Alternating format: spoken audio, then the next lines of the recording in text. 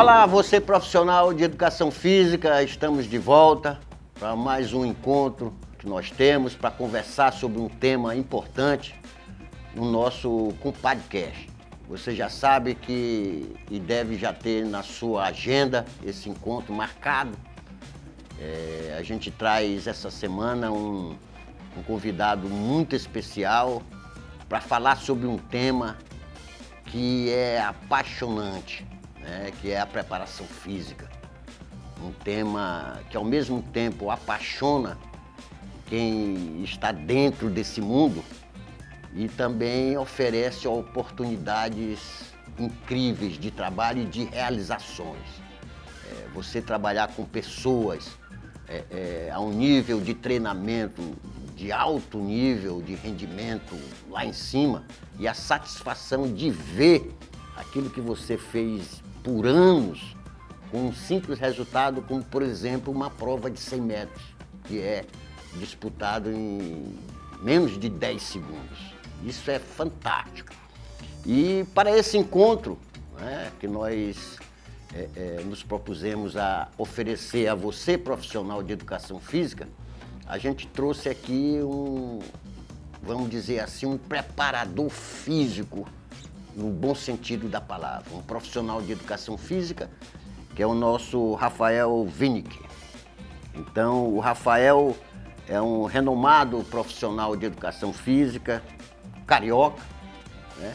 Tem uma experiência muito grande no futebol, foi preparador físico de uma das maiores equipes de futebol do mundo, pode-se dizer isso, e que não fique chateado palmeirense, vascaíno, boliviano, motense, mas do nosso querido Flamengo, né? Esse profissional que está aqui para participar de um evento na Universidade Selma, vai também conversar talvez outros temas voltados dentro da educação física, e nós não poderemos deixar de aproveitar esse momento.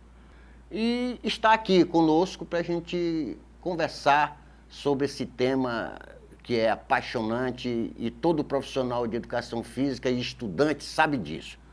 O Rafael tem uma formação que vocês vão ver daqui a pouco, que é até muito extensa, né?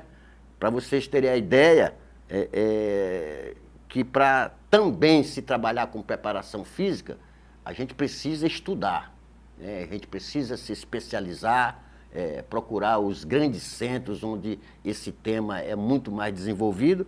O Rafael é graduado em Educação Física pela Universidade Gama Filho, do Rio de Janeiro, é pós-graduado em Ciências do Esporte, graduado também em Fisioterapia pela Universidade Estácio de Sá, certificações internacionais, né? E outros itens aqui que, para não perder tempo aqui, logicamente todos esses aqui têm a importância, e ele também tem aqui o Master Trainer de Kaiser do Brasil, né? Eu quero daqui a pouco que ele comente sobre isso. Foi preparador físico do Clube de Regatas do Flamengo durante as gestões dos técnicos Rogério Ceni e Renato Gaúcho, né? Destacou-se por implantar métodos inovadores de prevenção de lesões e otimização de performance. Durante sua atuação no Flamengo, alcançou o período de mais de 60 dias sem lesões. Isso é importante a gente abordar isso na nossa conversa, porque hoje o futebol, da maneira que é jogado, sob diversos aspectos, calendário confuso brasileiro, muitos jogos e as cargas de treinamento, isso a gente observa hoje, muitas lesões dos jogadores. E você passar 60 dias sem lesões num clube de futebol, na categoria e no nível que o Flamengo joga, é de realmente parabenizar um profissional desse, né? E as atividades deles, acadêmicas e educacionais, idealizador e diretor técnico do evento Rio Performance, um dos maiores eventos de performance esportivas do Brasil, palestrante em diversas instituições, como ele vai ser hoje aqui hoje à tarde na Universidade Selma, como a Uninasal, onde abordou a importância da mobilidade e estabilidade na prevenção de lesões e melhoria da performance atlética. Curso de formação de profissionais, criador de cursos, mobilidade e estabilidade da alta performance, potência, pliometria, né? Planejamento do treinamento para atletas de alta performance. Já formou mais de 1.200 profissionais da área de saúde e performance esportiva. Então é um currículo, vocês já devem estar anotando, que é um currículo que realmente respeitável, né? E, logicamente, para as atividades que ele desempenha, ele realmente necessita disso aqui. Isso aqui é conhecimento. A gente, nas nossas outras podcasts, nos outros episódios, a gente fala muito sobre isso, né? Formação, né? Estudar. Educação física não é só passar 4 anos na faculdade e achar que sabe tudo. Não sabe. Quem estuda educação física, quem já trabalha com educação física e esporte, sabe disso. E, para a gente iniciar a nossa conversa, eu chamo o Rafael aqui, desejo a ele uma boa estada na nossa cidade. Ele já veio aqui ano passado, mas é sempre um prazer recebê-lo. Então, Rafael, seja bem-vindo mais uma vez ao estado do Maranhão, à cidade de São Luís, e ao encontro que você vai ter daqui a pouco no SLZ Fitness da Universidade de Selma. E aqui no nosso Compadcast. É um programa, é um evento, voltado para o profissional de educação física e está fazendo muito sucesso. E quero lhe dar as boas-vindas e quero que você fale um pouco sobre esse seu currículo. Primeiramente, muito obrigado pelas palavras, professor. Obrigado pelo convite, é uma honra estar aqui participando. Estou na minha zona de conforto, falar sobre preparação física é o que eu mais gosto, é o que eu faço praticamente todos os dias da minha vida há muitos anos, então poder compartilhar um pouco do meu conhecimento, da minha experiência, das minhas vivências com outros profissionais, de alguma forma agregar na vida de vocês, contando um pouco da minha história, é um prazer muito grande. É a cidade, aqui, São Luís do Maranhão, cidade muito acolhedora, um estado muito acolhedor. Todas as vezes que eu estive aqui, pela terceira vez eu estou aqui, todas as vezes fui muito bem recebido, um povo realmente muito, muito receptivo. Então, uma satisfação muito grande poder estar aqui e, de alguma forma, retribuir esse carinho que eu recebo, compartilhando um pouco da minha história. Bom, como o professor bem disse, né, o processo de busca de conhecimento, de formação, de especialização, de querer algo a mais do que a faculdade entrega, para mim isso é o básico, vamos dizer assim, né? O profissional que ingressa na faculdade acreditando que aqueles 4 anos de graduação será suficiente para ele obter o sucesso profissional na área que ele escolher, ele está enganado, ele vai ser um profissional medíocre. Desculpa a palavra, mas medíocre é quem está na média. O cara que está na média, o cara mediano, ele é medíocre. E se você quer ser mais um nesse bolo dos medíocres, você se contenta com os 4 anos de graduação.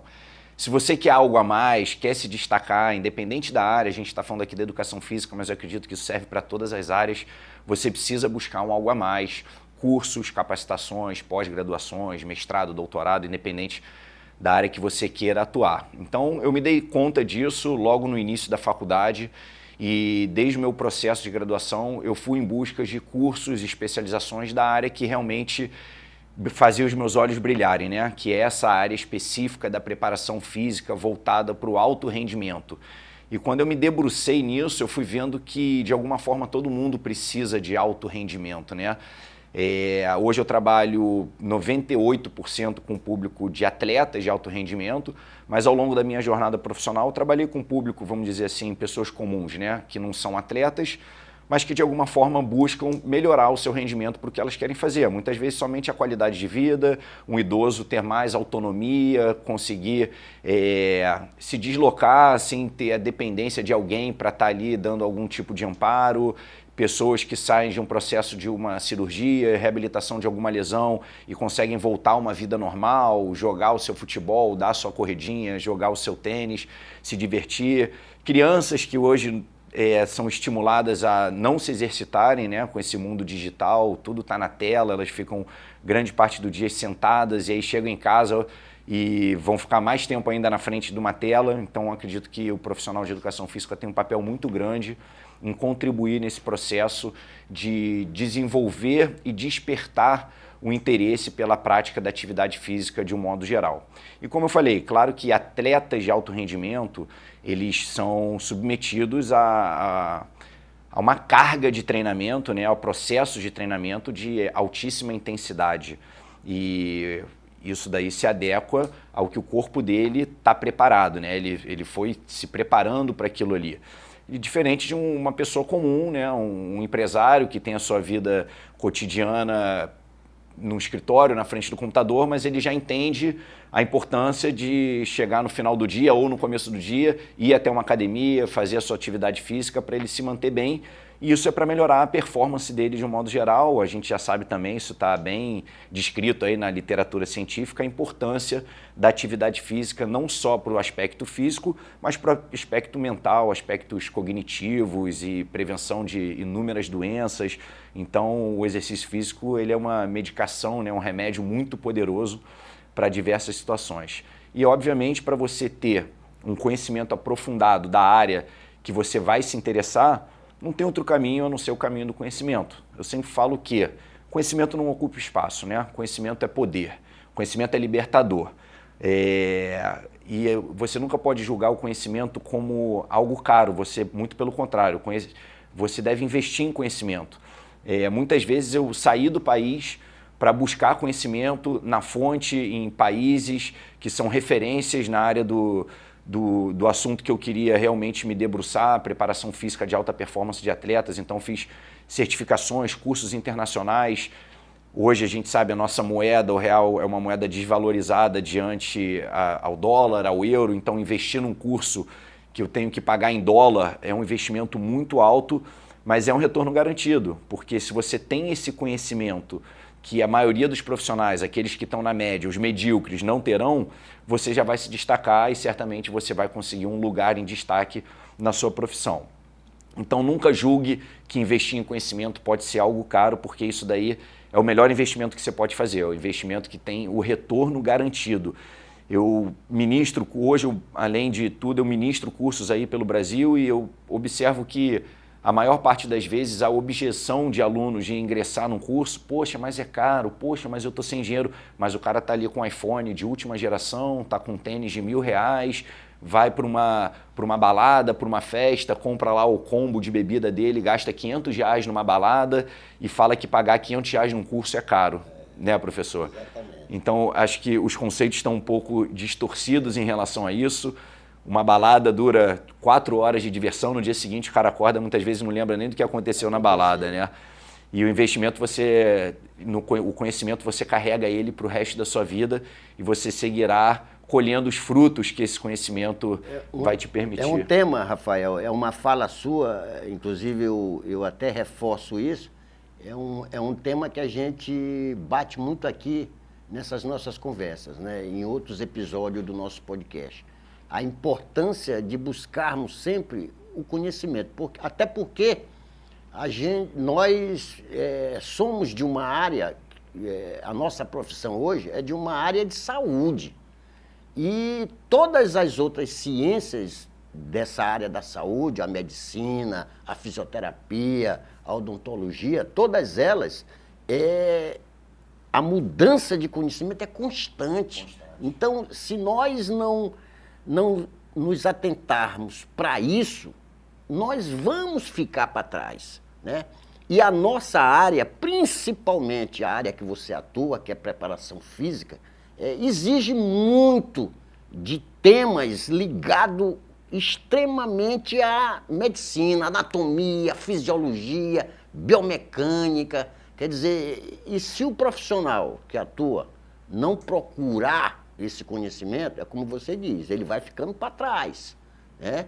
Ele vai ficando para trás e a nossa profissão vai perdendo espaço.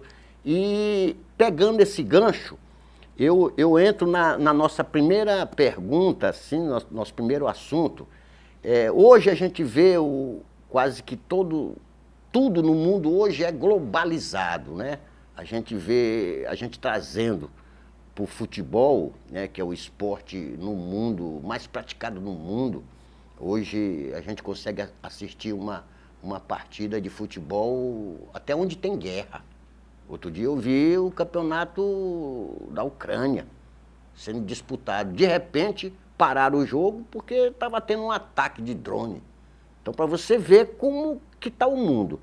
E a gente observa, a gente vê, na tua visão, o que hoje, qual é hoje o desafio para quem trabalha? As novas tecnologias que hoje a preparação física utiliza no controle do atleta, do controle da carga. Como é que tu tem hoje essa visão nesse aspecto? Os grandes desafios daqueles que querem entrar, que estão ainda se preparando para entrar nesse ramo da preparação física e esses desafios que essa turma vai encontrar. Somos profissionais da área da saúde, como você falou, mas hoje o profissional de ponta da educação física, assim como de todas as profissões, mas isso hoje se estende de forma bem aprofundada na educação física, ele tem que ter o conhecimento da tecnologia. Senão, ele vai ser atropelado por essa nova geração que está se formando aí e a tecnologia já vem embutida no chip deles, né? Pô, vejo minha filha lá de 6 anos, ela tem mais habilidade para mexer numa tela do que eu, porque ela faz isso aconteceu de forma orgânica ali para ela.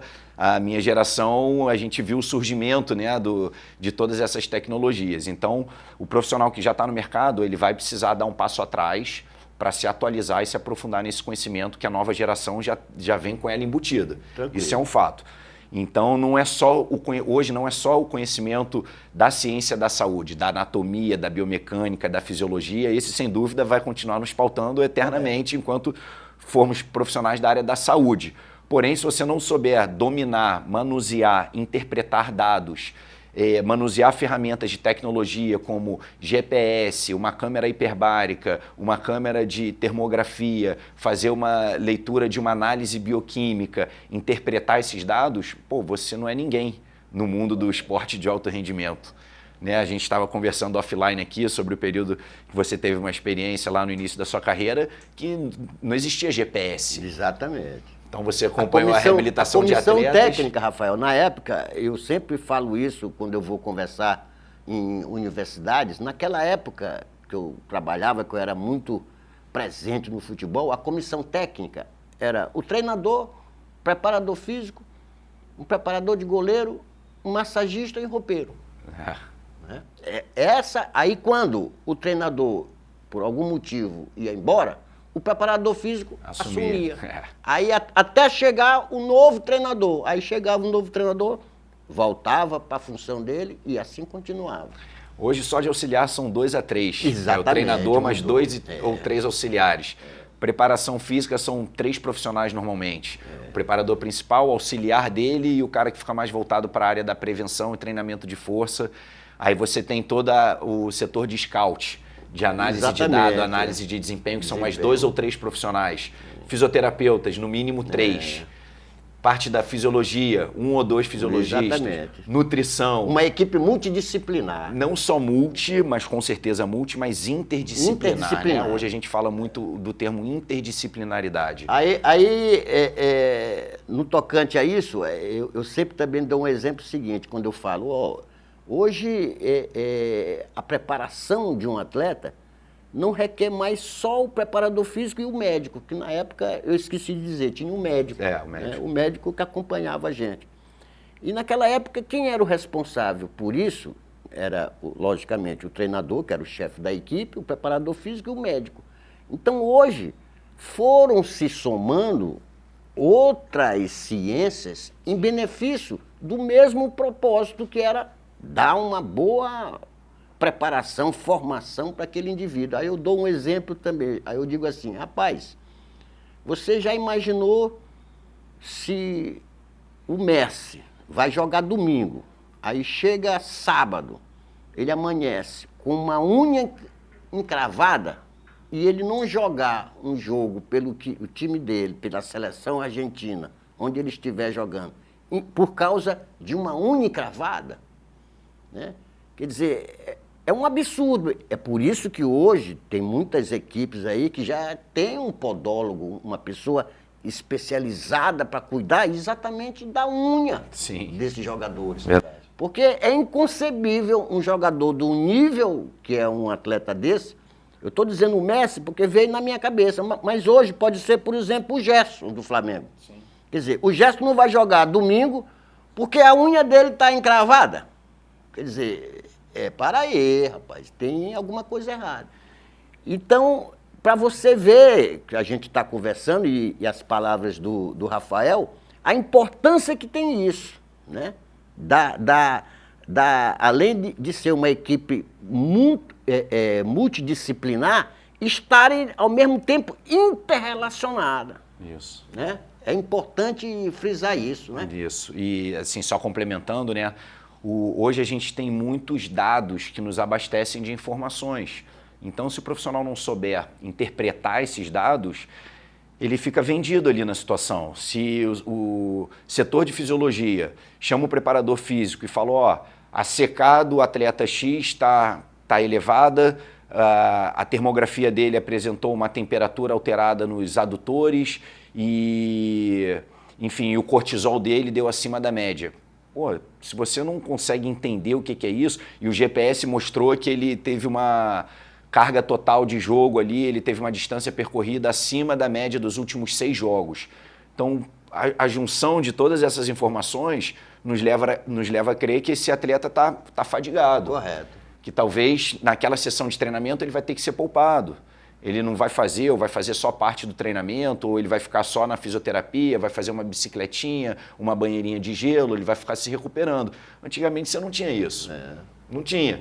Então também isso acabou ficando mais difícil para o atleta dar o migué, que a gente fala, né? O atleta às vezes chegava ali com preguiça de treinar, pô, vou falar que eu tô com uma dorzinha ali no joelho e ficava de fora do treino. Hoje em dia ficou mais difícil para o atleta também, porque ele não consegue enganar a tecnologia. Pô. Essa situação, Rafael, ela exatamente estava até aqui, seria a nossa segunda, a nossa segunda pergunta, que hoje é costume, está muito normal, né? Hoje as grandes equipes do nosso futebol, os treinadores dessas grandes equipes, de poupar esses jogadores, né?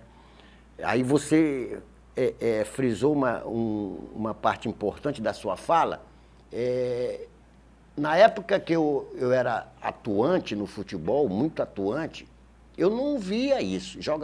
O atleta só ficava fora de um jogo se ele tivesse machucado, se ele estivesse no departamento médico. Aí não pode jogar, vai se cuidar, depois que o médico liberar, retorna e você vai... Hoje não, né? Hoje a gente vê muito isso. Eu queria que tu desse uma pincelada nesse assunto, porque muita gente, eu tenho muitos colegas que não é da nossa área, mas que são torcedores, né? Eu vejo muito eles falarem e eles falam muita coisa que eu digo, rapaz, não é assim, bicho, tal. Então, muita gente que não conhece o porquê, eu vou dar um outro exemplo, que o treinador do Flamengo vai poupar Léo Ortiz, vai poupar o Gerson para o jogo de hoje para poder ele estar melhor, porque senão disseram para ele que ele corre o risco de se lesionar. Como é que funciona isso dentro, vamos dar um exemplo, que você veio do Flamengo, né, que é um time que muita gente gosta, mas também muita gente não gosta, né? Como é que era feito isso dentro da equipe do Flamengo? É muito bom a gente falar sobre isso, né? Eu também sou torcedor, como todo brasileiro, e torcedor, falar até papagaio fala, né? Fala o que quer e cada um tem a sua opinião, mas ninguém sabe o que acontece nas entrelinhas ali dos bastidores de um processo de um clube É óbvio que o treinador, ele sempre quer contar com a força máxima dele. Ele depende da vitória daquele jogo para ele se manter ali no cargo dele.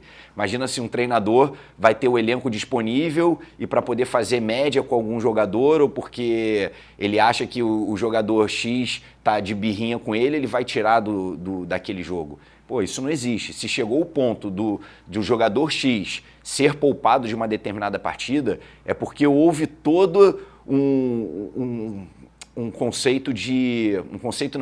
uma junção de informações para poder chegar nessa tomada de decisão. Isso é debatido entre departamento médico, fisiologia, comissão técnica, preparação física, fisioterapeutas. É uma decisão que acontece de forma multi-interdisciplinar. Como eu falei, ele tá relatando uma dor em alguma região, aí o acúmulo de carga, que são os dados que o GPS entrega, mostra que esse jogador está com uma minutagem muito alta, o exame de termografia mostrou que ele está com uma temperatura elevada em determinada musculatura, o fisioterapeuta avaliou, identificou que aquela musculatura está realmente mais tensa, está tensionada, e aí preserva-se aquele atleta, porque muitas vezes é melhor deixar ele de fora de um jogo do que expor ele a um jogo, ele acabar se lesionando, em vez de perder ele por um jogo, você perde ele por um mês. Um mês hoje, às vezes, são 7, 8 jogos. Correto. Então é melhor perder o atleta por um jogo do que perder ele por 8 jogos.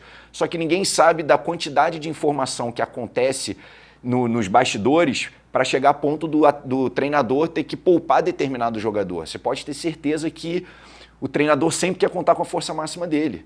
E essa decisão, normalmente, como eu falei, não é só do treinador. Ela acontece de forma sistêmica, né? A fisiologia aponta para o departamento médico que o jogador X está com a carga elevada, a gente tem que dar uma atenção para isso. Porque soma-se a tudo isso, professor, o nosso país é um país grande. Então, o Campeonato Brasileiro, as viagens são longas. Eu vim do Rio de Janeiro para cá, são 3 horas e pouco de viagem. Pô, no voo você entra inteiro, você sai cansado. Imagina quando você entra cansado, como que você não sai num voo de 3 horas? O voo acaba contigo, prejudica a circulação, o aporte de oxigênio é reduzido. Então, imagina depois de um jogo que você está esgotado, a musculatura cansada, fadigado, perna pesada, você entra num avião de 3 horas. Você chega desgastado e muitas vezes um jogo acabou... Esses jogos de 9h30 da noite acabam 11h30. O cara vai entrar no avião 1h30, 2 da manhã, chega em casa 5, 6 da manhã, perdeu uma noite de sono. Daqui a 2 dias tem outro jogo. Então, são muitos fatores que têm que ser levados em consideração. E o cara não é uma máquina. O atleta de futebol, o torcedor pensa que ele é uma máquina, né? Só que ele não é uma máquina, ele é um ser humano. E além disso, todo mundo tem os seus problemas pessoais também. Às vezes o cara tá, se divorciando da mulher, tá com o pai internado no hospital, tá com o filho adoecido. Isso tudo também acaba interferindo na performance, na condição dele estar numa tensão plena ali naquele momento do jogo. Então o torcedor não sabe de tudo isso que se passa. Eu acho que só tem noção quem vive ali dentro do futebol ou quem já viveu. A gente estava conversando sobre isso, né? Que ninguém que nunca viveu ali os bastidores do futebol vai ter noção do que é. Do que porque, acontece, assim, a cobrança é muito grande. É claro que todo mundo quer ganhar sempre. Só que, às vezes, por informações baseado na ciência, baseado no que os recursos de tecnologia te abastecem de dados, você é obrigado a tomar uma decisão justamente para preservar um jogador. É claro que existem casos e casos. Pô, final de campeonato, é o último jogo do ano, o jogador tá com uma dor. Fala, meu amigo, é o último jogo, toma aí um anti-inflamatório e vamos pro pau. E eu vejo, Rafael, apesar de eu não estar atualmente trabalhando diretamente com futebol, mas é como a gente conversando, o futebol nunca me deixou, né? Eu continuo assistindo, vou aqui ao estádio, na televisão, quando eu vou ao Rio, se tem jogo eu vou, quando eu vou a São Paulo, se tem jogo eu vou, independente de quem esteja jogando, até porque eu gosto de estar vendo futebol. Mas eu vejo, quando eu estou assistindo jogos pela TV, eu vejo a imprensa, ela evidencia muito isso, de o técnico A está poupando fulano. Mas não passa, se ela me diz, se eu ouço isso de um jornalista, eu entendo, você entende porque Arrascaeta, o Pimentinha, que é o nosso jogador aqui do Maranhão, vai ficar de fora de determinado jogo. Mas a grande maioria do público, principalmente aquela que assiste na TV, não entende. Aí o que é que eu ouço? Rapaz, esse cara aí que ganha não sei quantos mil, só viaja de avião e tá cansado.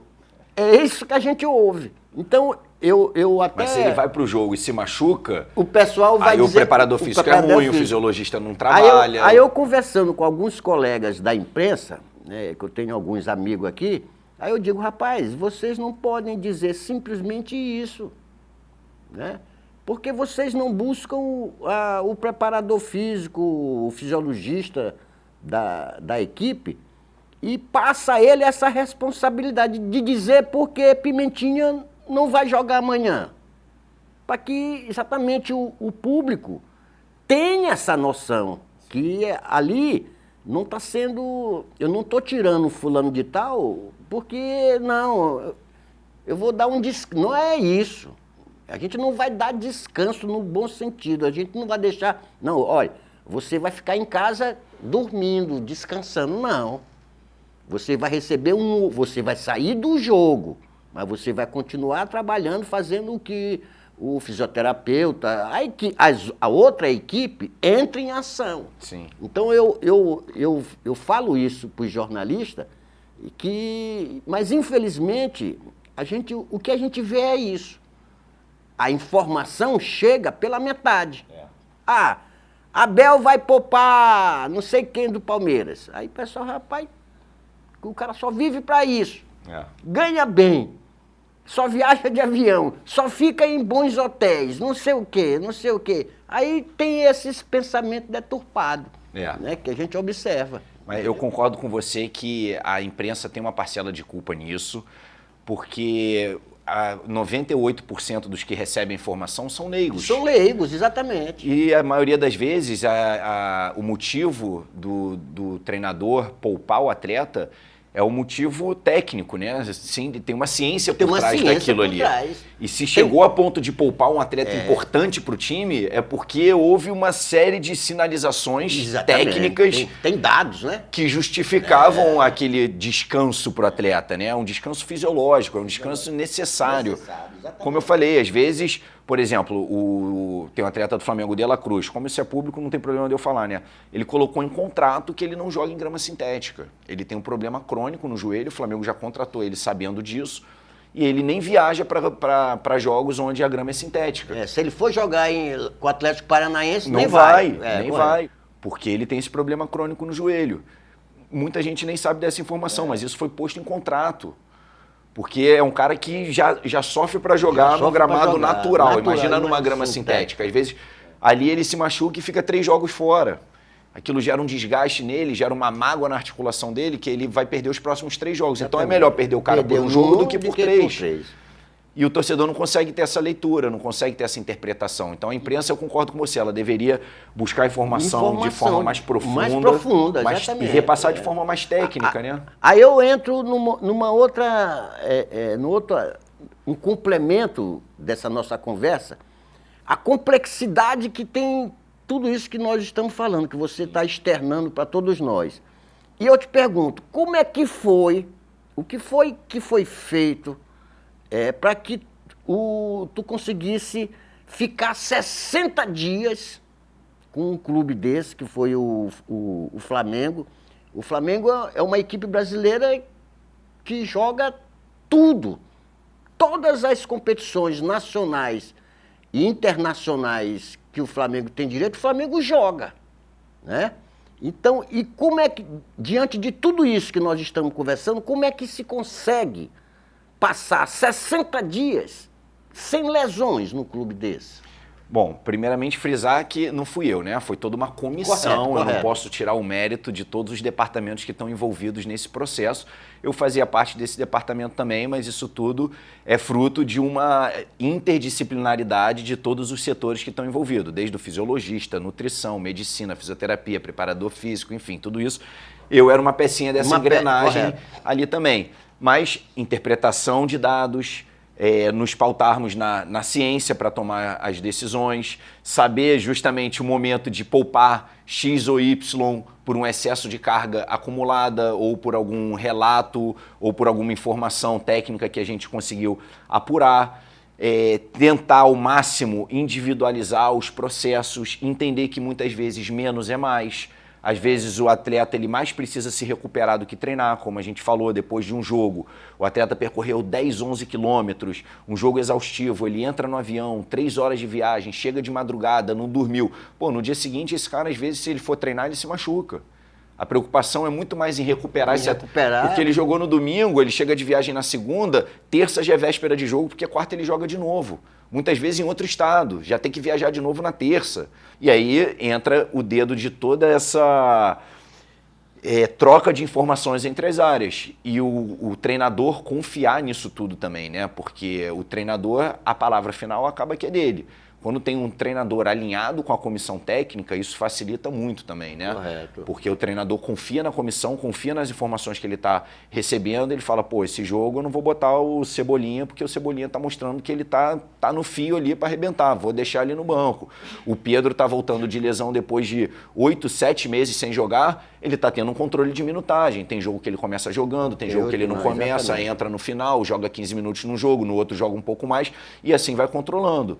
Então, assim, não foi mágica nenhuma, é justamente uma comissão muito, muito unida, interpretação de dados. Com uma estrutura... Obviamente, uma estrutura adequada para promover reabilitação, para poder ter essa coleta de dados, coleta de informações, troca de informações entre as áreas e, muitas vezes, esse controle de carga sendo feito de forma bem detalhada. Bem detalhada. Então, isso. Então, professores, vocês que estão nos assistindo, vocês já devem tá tendo a ideia do universo que é essa área de atuação do profissional de educação física, né? E a pergunta que vem seguinte tem muito a ver com tudo isso que nós estamos falando aqui. E eu fico muito satisfeito de estar diante de um profissional altamente preparado para exercer uma função que hoje, dentro do futebol, faz com que a gente não tenha o olhar estritamente voltado ao treinador, à pessoa que fica ali na beira do campo. Na maioria das vezes, esses profissionais que têm uma importância enorme dentro desse contexto, que é preparar um atleta, não é simplesmente mandar ele correr 3 vezes por dia, todo dia, 1 hora, não sei o quê. E a pergunta que eu venho fazendo agora, fazer ao Rafael, Rafael, qual o caminho, para quem está nos assistindo, qual o caminho que esse profissional que já atua nessa área da preparação física, ou quem quer atuar, deve buscar para encontrar esse conhecimento? Qual é o caminho que ele deve buscar? Falamos desde o primeiro momento, né? A busca pelo conhecimento, lógico, mas de forma direcionada para a área de atuação que ele tem interesse. Então, buscar cursos, capacitações, pós-graduações relacionadas ao assunto de interesse. No caso aqui estamos falando de preparação física de forma mais específica para o futebol. Hoje existem muitas certificações voltadas para isso, inclusive a CBF promove cursos de capacitações direcionadas para cada área do futebol, curso de gestão do futebol, curso para treinador, curso para preparador físico. Inclusive, eles estão exigindo essas certificações, as licenças, né, como eles nomeiam, licença A, licença B, não só para treinadores, mas também para preparação física, então tem que buscar isso. E o grande conselho que eu dou é buscar estágio para poder vivenciar tudo isso na prática. Porque uma coisa é a informação que você tem no livro, outra coisa é como isso acontece na implementação prática do dia a dia. Eu posso falar de cadeira porque eu sempre estudei muito, continuo estudando, a roda do conhecimento ela não para de girar, então a gente tem que estar buscando não só o conhecimento, mas a atualização constante. E eu posso dizer que muita coisa que estava ali no livro, na hora que eu fui para a prática ali do dia a dia do esporte, eu vi que nem tudo se aplicava como estava no livro. né? Que as coisas não são tão bonitinhas assim, que muitas coisas a gente não controla. Como eu falei, você está lidando no futebol com um grupo de 30 atletas. Cada um chega de um jeito para treinar. Tem o cara que chega motivado porque foi bem no último jogo, tem o cara que chega chateado porque não entrou no último jogo, tem o cara que brigou com a esposa, foi dormir no sofá, chega pé da vida, o outro que o filho está adoecido e passou a noite no hospital com o filho vomitando. Então você está lidando, além de tudo, com seres humanos, não são máquinas. E cada um chega de uma forma diferente. Imagina você ter que equalizar uma carga de treinamento, um planejamento de uma sessão de treino para 30 indivíduos, onde cada um está num estado de prontidão para o treinamento diferente. Isso daí você só vai aprender ali na prática. Na prática, no então, dia a dia. Assim, no dia a dia, entender isso, essa correria que é o futebol. O preparador físico, para vocês terem uma ideia, quando a gente trabalha fora do clube, né, quando você trabalha de forma, um personal trainer, né, hoje eu trabalho muito com acompanhamento de atletas profissionais, mas de forma individualizada, não mais dentro do clube, mas eu tive a vivência dentro do clube, e antes de estar dentro do clube eu também trabalhava, na verdade isso me levou para dentro do clube, né? Eu já trabalhava nesse formato de trabalho complementar de forma individualizada com os atletas que tem também uma rotina de treino no clube. Quando você trabalha fora do clube, você normalmente tem 1 hora para trabalhar de forma individualizada com aquele atleta. Então você pode elaborar uma sessão de forma detalhada, de forma cuidadosa, pensando nas necessidades individuais daquele atleta, sabendo que você tem 1 hora, você e aquele atleta. Quando você chega no clube, você tem 20 minutos para trabalhar com 30 atletas. Pô, é outro mundo, é outra realidade, é o que tem. Porque tá o treinador cobrando a hora que ele tem que estar no campo, mas antes de estar no campo ele tem que passar no massagista para passar um creme na perna, tem que passar lá na fisioterapia para fazer uma bandagem no tornozelo, e aí tem que botar a chuteira, a caneleira, botar o GPS, botar, enfim, todos os apetrechos ali que envolvem o preparo do atleta antes dele ir para o campo. Isso, 30 atletas ao mesmo tempo, é uma loucura. E ninguém tem noção de como administrar isso se não viver isso na prática. E isso o livro não fala. O livro fala do que você tem que fazer, mas o que você tem que fazer com o tempo disponível que você tem, com o que você tem para trabalhar, você só vai aprender na prática. Então, assim, além de buscar conhecimento técnico, que óbvio que é muito importante, porque é isso que pauta as nossas tomadas de decisão, mas você precisa ir para o campo de batalha, você precisa ir para a prática, vivenciar isso na prática, senão você nunca vai entender como que o conhecimento é aplicado na prática do dia a dia, que não funciona como está nos livros. Aproveitando essa fala do Rafael a respeito dessa busca de conhecimento, que é preciso a gente ter isso, é preciso que a gente seja curioso.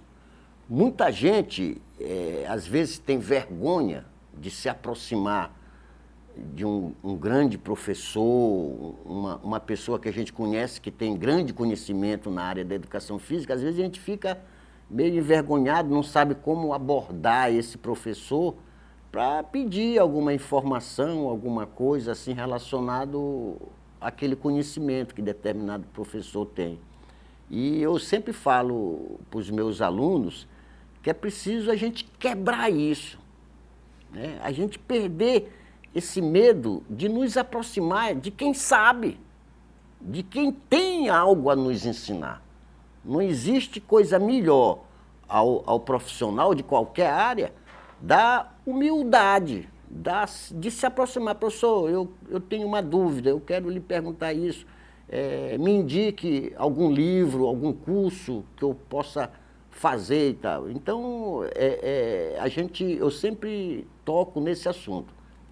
É importante que nós, que queremos, quem quer aprender, não pode ter vergonha de pedir, né, de procurar, de conversar, né?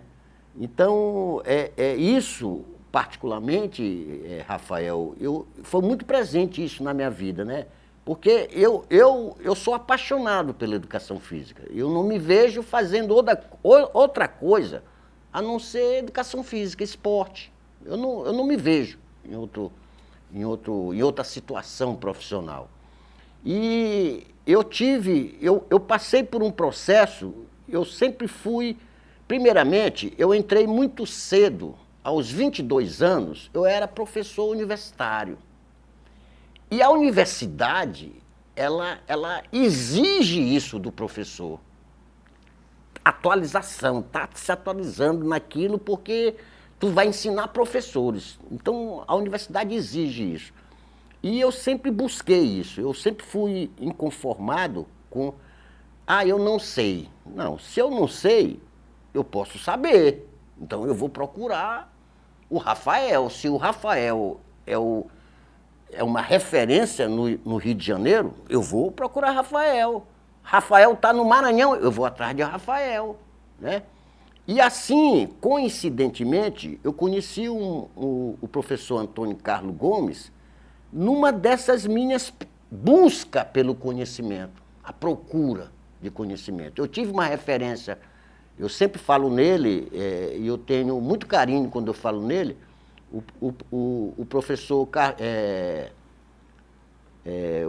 Carlos Alberto Lanceta. Eu tenho um carinho enorme, ele foi um professor que me influenciou muito na minha busca por eu conhecer as coisas, né? E eu falo com carinho muito grande, foi uma pessoa importantíssima na minha formação, né? E, em virtude disso, eu busquei muitas coisas fora. E eu fui buscar conhecimento na Rússia. Quando eu cheguei no Centro de Cultura Física de Moscou, que é onde está ali as cabeças pensantes do esporte russo, né? Eu conheci o professor Antônio Carlos Gomes, que ele estava, naquele momento, fazendo o mestrado dele, né? E ali criou uma amizade por ser brasileiro, tal, eu num país muito distante, e finalmente eu vi alguém que falasse português, né? E criou também uma outra amizade. E dali a busca pelo conhecimento,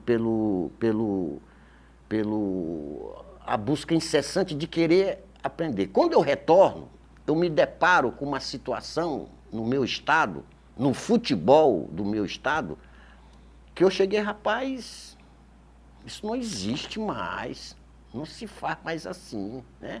E aquilo criou eu cheguei, rapaz, e como é que eu vou falar isso para o meu colega que está no outro, né? O choque de visão, de conhecimento daquilo. E eu era, naquela época, o preparador físico de um grande time daqui, que era o Sampaio Corrêa. Então, muita coisa que hoje o Sampaio tem, vem desse tempo, que eu consegui implementar. Cheguei, não pode ser mais assim. Se a gente oferece alimentação aqui, a gente tem que ter uma nutricionista. Essa nutricionista tem que orientar essas cozinheiras, né? Até isso vai baratear a comida, porque quando você tem uma técnica por trás, uma nutricionista, o que sobra no almoço, ela vai não sei o que para o jantar, tá entendendo?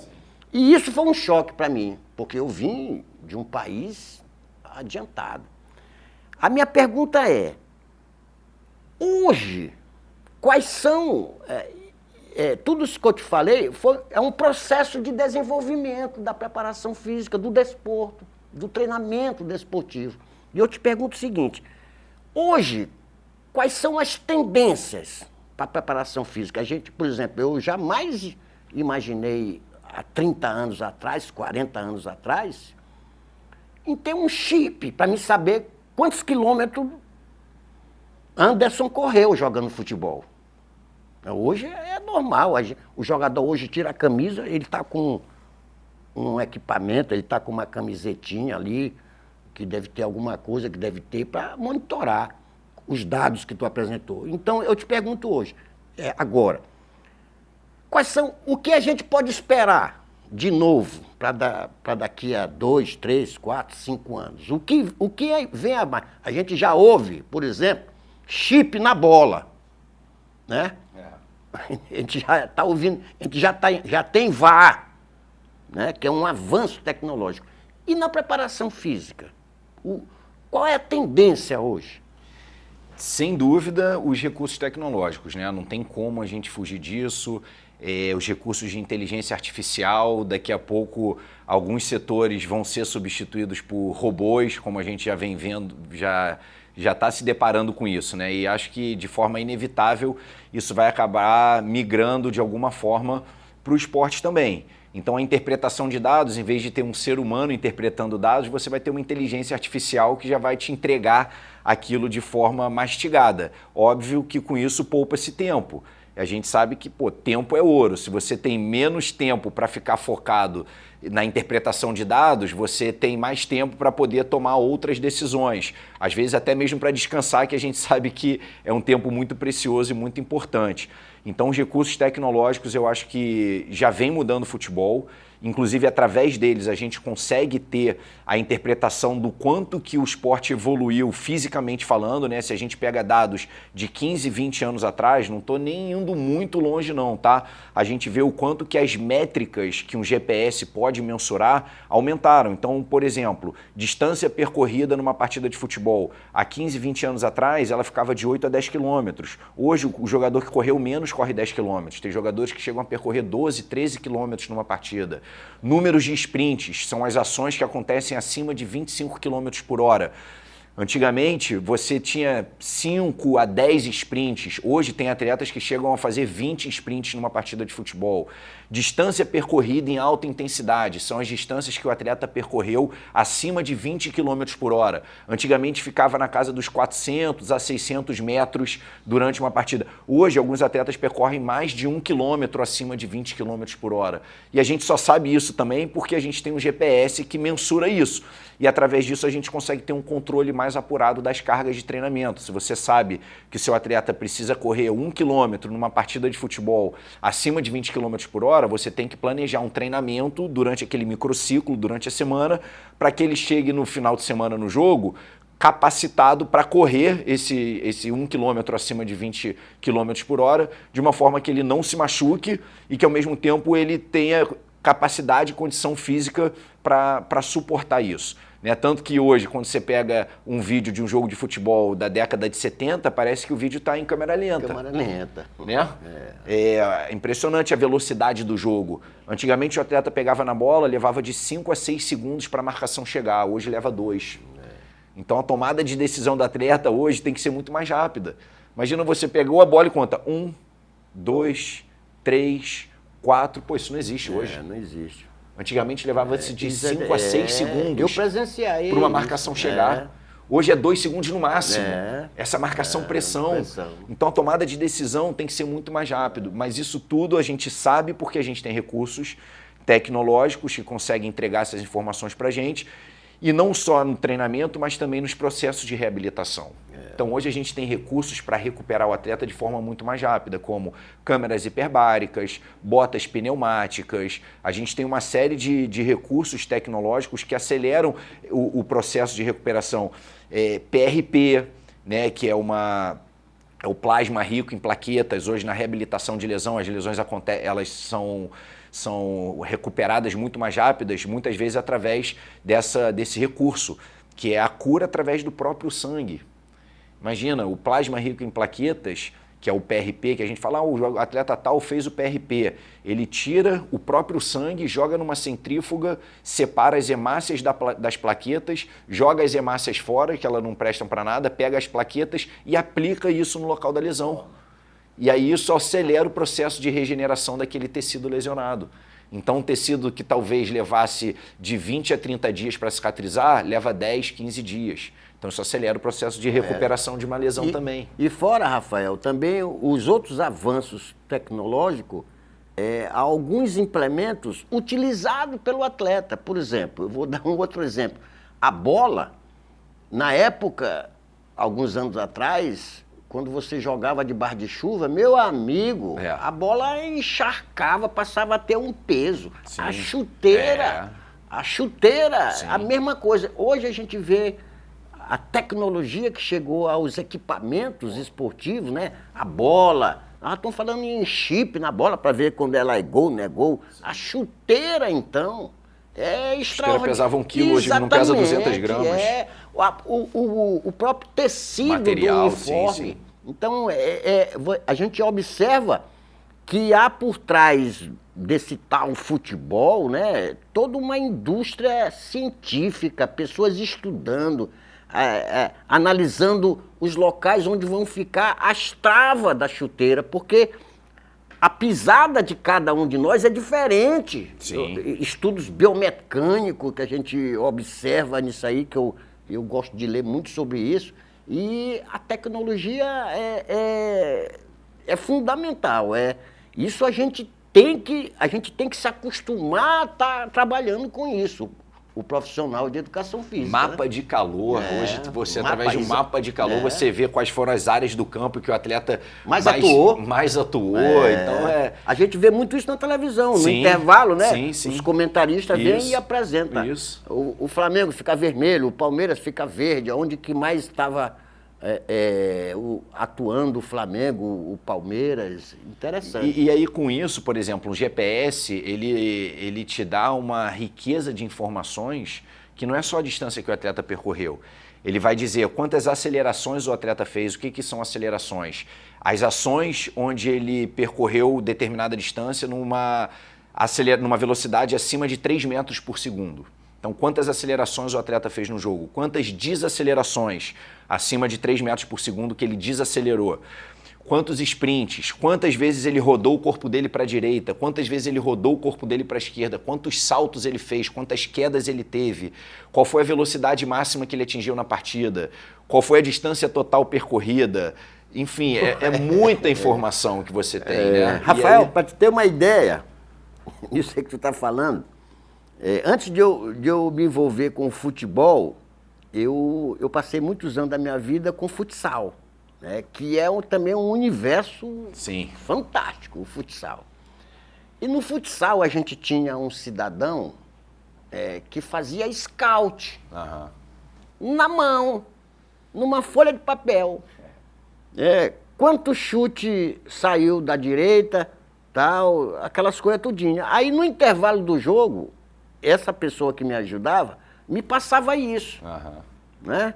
E aquilo ali, há anos atrás, aquilo me ajudava muito a eu entender o meu adversário. Né?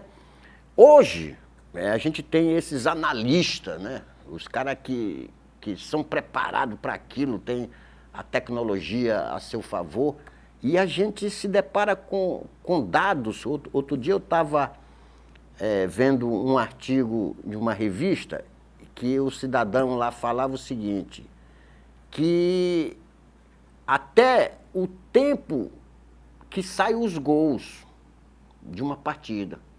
Aí o pessoal estava dizendo, rapaz, eu vou dar um exemplo aqui, o Fluminense, geralmente, na maioria, tantos por cento dos gols do Fluminense foram dos 39 aos 45 minutos, então, e de falta. Então, quando tinha falta dentro desse intervalo, todo mundo se preocupava para te ver até que nível essa informação chega ao treinador. Sim. Isso tudo vindo da observação, da tecnologia. Eu vou saber quantos gols Fluminense, o tempo de jogo, quando é que eu imaginei isso, né?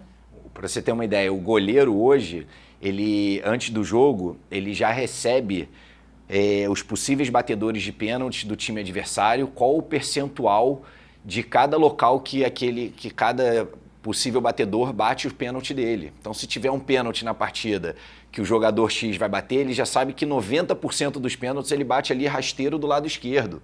Então, a chance do goleiro pegar um pênalti já aumenta muito também. Então, tudo isso hoje favorece o desempenho, a performance. Eu acho que, assim, não tem como, diante dessa temática, a gente fugir desse assunto tecnologia, né, cara? Isso daí é importantíssimo. O mundo, né? Isso está presente também de forma muito forte aí no esporte, tanto no treinamento quanto na prevenção e reabilitação de lesão. É isso aí, Rafael. O Conselho 21, o CREF, o Conselho Regional de Educação Física do Maranhão, da 21ª região, primeiramente parabeniza você pelo seu trabalho, que você tenha muito sucesso e também que você nos traga uma vez ou outra aqui esse seu conhecimento, que venha trazer para cá para os nossos profissionais. E a gente agradece o Conselho imensamente, o seu aceite pelo nosso convite. O Selma, a Universidade Selma, além de realizar esse ano o 8º encontro, né, SLZ Fitness, está comemorando 20 anos de criação do curso de Educação Física, uma data importantíssima para a educação física maranhense. E o Conselho agradece a sua participação aqui. A gente deixa aqui uma lembrança para você do nosso Conselho, né? Olha aí, ó, com podcast. Legal. Né? Que você vai levar de lembrança lá para o Rio de Janeiro, lá.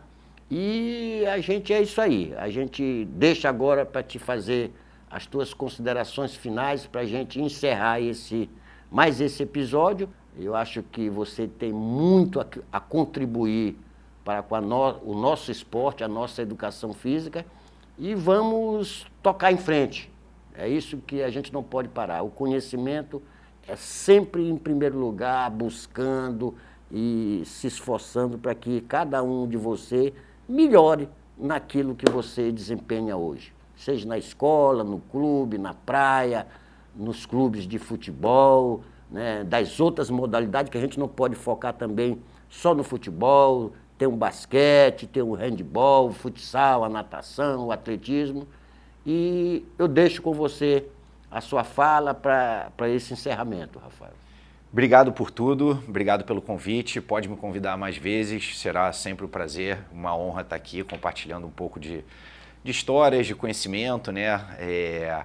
Eu acho que quando estou também do outro lado como estudante, que sou um eterno estudante, eu fico muito feliz e sei o quanto que agrega ouvir profissionais, as histórias, as experiências, é muito importante isso, o profissional está em busca disso constantemente, a gente abordou isso a todo momento aqui. Espero ser convidado mais vezes, né? Como eu falei, minha 3ª vez aqui, mas estarei, quantas vezes me convidarem, eu estarei aqui presente. Parabéns ao CREF pela iniciativa, muito importante isso. Eu rodo o Brasil inteiro e vejo poucos conselhos tão empenhados em trazer conhecimento e atualização para os profissionais daquela região, tá? Alguns têm esse empenho, outros nem tanto, mas o do Maranhão eu posso dizer que está encabeçando aí esse esforço em querer ter essa preocupação em atualizar e fornecer conteúdo de qualidade, conteúdo que pode realmente transformar a vida profissional de todos aqueles que são da área aí da educação física. Pessoal, muito obrigado, espero que eu tenha agregado de alguma forma. Professor, um prazer estar aqui, uma honra estar nessa mesa com você. Obrigado a todo o staff, toda a equipe que estava aqui presente, tem todo por trás aqui dos holofotes, né? Tem toda uma força-tarefa para fazer isso tudo acontecer. Vocês já veem a coisa pronta ali, que nem no futebol, vocês só assistem o jogo ali, mas não sabem tudo que tem por trás, né? Então, para isso aqui estar acontecendo, tem uma equipe multidisciplinar também, tem a galera do áudio, do vídeo, do cuidado, da água, é todo um cuidado especial para vocês receberem a coisa pronta e bonitinha aí. Então, obrigado a todos que fazem parte disso também. E fico aqui o meu agradecimento mais uma vez e que vocês tenham muito sucesso e nunca deixem de buscar o conhecimento, tá? Como eu falei, conhecimento é poder, conhecimento é libertador, nunca julguem o conhecimento como sendo algo caro. Caro é o preço da ignorância, é você precisar do conhecimento e não ter o conhecimento. Então, invistam em conhecimento, que isso vai te levar para o outro nível profissional. Obrigado. É isso aí, professor. É isso aí, profissional de educação física. Agradeço também você que nos assiste, que nos acompanha nesse evento, nesse podcast, que é um programa pensado, organizado com muito carinho por toda essa equipe aqui que o Rafael mencionou, o nosso setor de comunicação e o compromisso que nós temos com você, profissional de educação física, né? De levar essas conversas, esses debates, de às vezes até esclarecer muita coisa, né? Que ainda persegue essa área, né? E logicamente sempre focar o profissional de educação física. Esse é o nosso compromisso, é de estar junto com você, profissional de educação física, lhe auxiliando, lhe protegendo e garantindo o seu espaço no mercado de trabalho. Então, mais uma vez, agradeço o Rafael, parabenizando pela grande carreira, o sucesso que ele tem e a gente espera que ele tenha muito mais sucesso, né, e nos ajude a desenvolver mais esse tema tão fascinante que vocês viram, que é a preparação física. É um mundo, né, que só quem mergulha nele é que realmente sabe. É uma complexidade que às vezes não é entendido por muita gente. Então a gente deixa um grande abraço a cada um e nos aguarde no próximo episódio. Um grande abraço e conte sempre com o CREF 21.